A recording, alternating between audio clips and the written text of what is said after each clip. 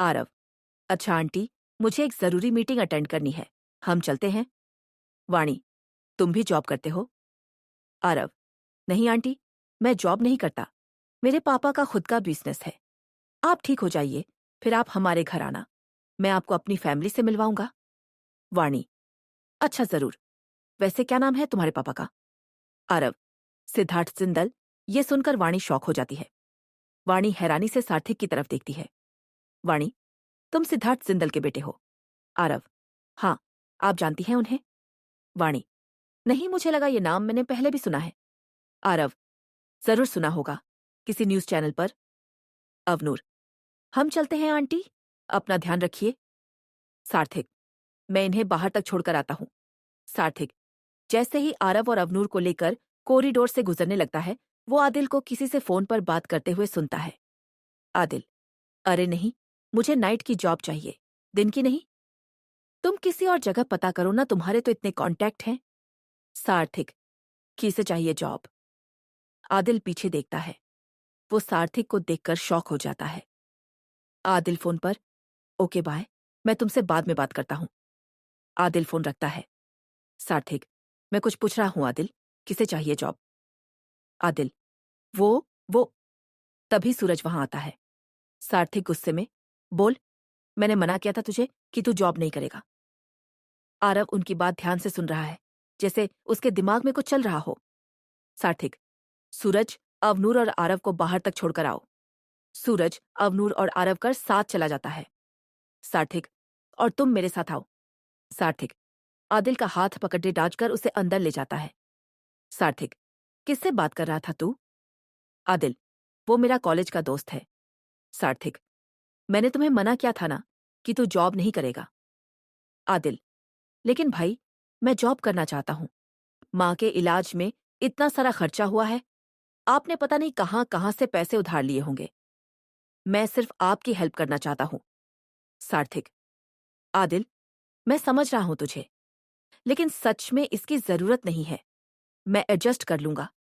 तुझे इतनी चिंता करने की जरूरत नहीं है। आदिल, लेकिन भाई। सार्थक, बस मैं पहले भी कह चुका हूं कि इस बारे में कोई बात नहीं होगी।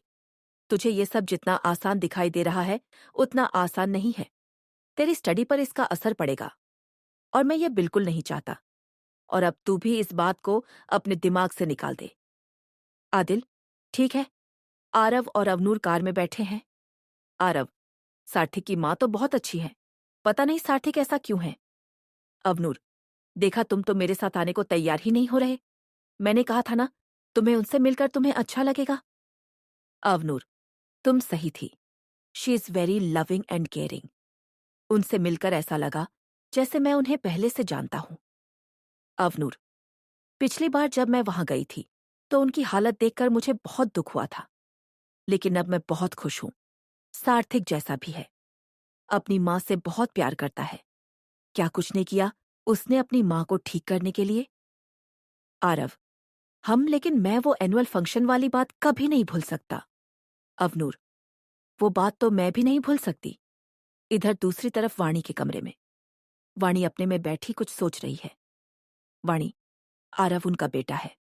वो मुंबई में है, और सार्थक को भी सब पता चल गया। लेकिन वो तो कोलकाता में थे। इतने साल मैंने जिस राज को छुपा कर रखा, आखिर वो सामने आ ही गया। ये नहीं होना चाहिए था। ऐसे तो सारे राज एक एक करके बाहर आ जाएंगे। सार्थक को जिंदल फैमिली से दूर रखना होगा। तभी सार्थक रूम के अंदर आता है।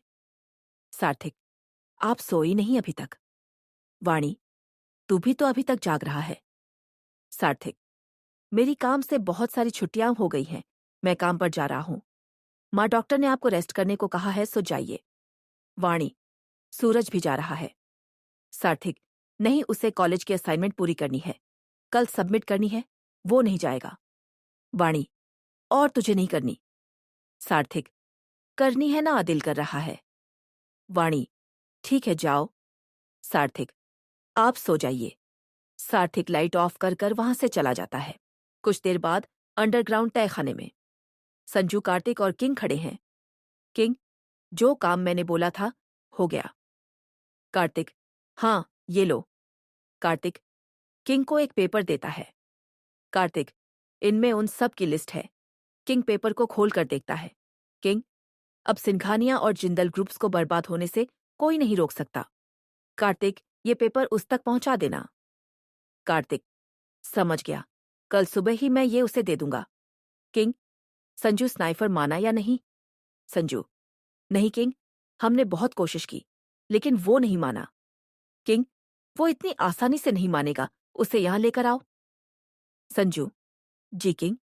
संजू अंदर एक जेल में जाता है वहां मोंटी और नाग भी हैं।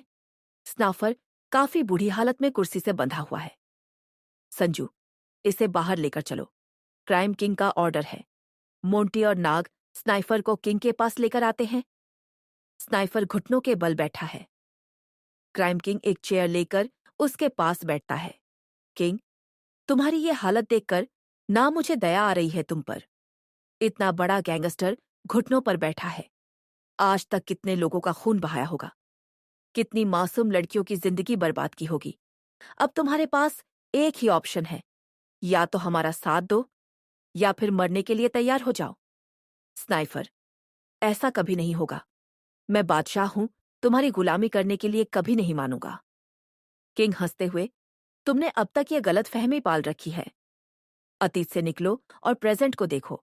इस वक्त पूरे अंडरवर्ल्ड का सिर्फ एक ही बादशाह है, वो है क्राइम किंग। बहुत डीठ हो तुम। तुमसे भी बड़े गैंगस्टर को अपनी मुट्ठी में कर लिया है मैंने। कार्तिक, अमेरिका हो, इंग्लैंड या ऑस्ट्रेलिया, अंडरवर्ल्ड में सिर्फ एक ही नाम है जिसका नाम सुनकर सब गैंगस्टर रास्ता बदल लेते हैं, वो है क्राइम किंग। किंग, अब बोलो, जिंदा रहकर हमारी बात मानोगे या फिर? स्नाइफर, तुम्हें इस खेल में उतरे अभी 2 या 3 साल हुए हैं। मैं 15 साल से ये खेल खेल रहा हूं और मैं ये अच्छे से जानता हूं कि तुम मुझे मरने नहीं दोगे, क्योंकि मैं तुम्हारे लिए बहुत काम का आदमी हूं। किंग, वाह, दिमाग तो है। तुम में सही कहा तुमने। जब तक हमारी बहन हमें नहीं मिल जाती, तुम्हारा जिंदा रहना जरूरी है, क्योंकि अभिराज सिंघानिया के काले कारनामे सिर्फ तुम जानते हो। पर जिस दिन मैं अपने मकसद में कामयाब हो गया, वो दिन तुम्हारी जिंदगी का आखिरी दिन होगा। अभी भी टाइम है, तुम्हारे पास मान जाओ। स्नाइफर खामोश है। किंग, संजू, इसे अंदर ले जाओ। संजू, मोंटी और नाग उसे लेकर अंदर चले गए। किंग, बस कुछ घंटे फिर मेरा प्लान शुरू हो जाएगा। जिंदल और सिंघानिया फैमिली के पैरों तले जमीन खिसक जाएगी। कार्तिक, इस सब से क्या होगा? हम मेरी बहन और बाकी लड़कियों तक कैसे पहुंचेंगे? किंग, अवनूर। कार्तिक, अवनूर। किंग, हाँ अभिराज, सिंघानिया की जान से प्यारी बेटी। तुम देखते जाओ, वो अभिराज सिंघानिया खुद उन सारी लड़कियों को वापस लेकर आएगा, और तुम्हारी बहन को भी। सुबह होने वाली है, मुझे घर जाना चाहिए। बस अब कल का इंतजार है। कार्तिक, मुझे भी। किंग वहां से निकलता है। अगले दिन सुबह का समय। आदिल सो रहा है और सार्थक मिरर के सामने खड़ा तैयार हो रहा है। आदिल की नींद खुलती है। वो अपनी आंखें मलते हुए उठकर बैठता है। आदिल, भाई आप कब आए? सार्थक, बस अभी अभी आया हूं।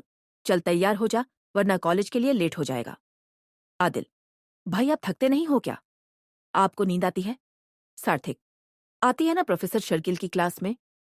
आदिल, और फिर आपको रोज डांट पड़ डांटती है, इसीलिए सब आपको लूसर कहते हैं, खासकर वो आरव। मुझे बिल्कुल अच्छा नहीं लगता।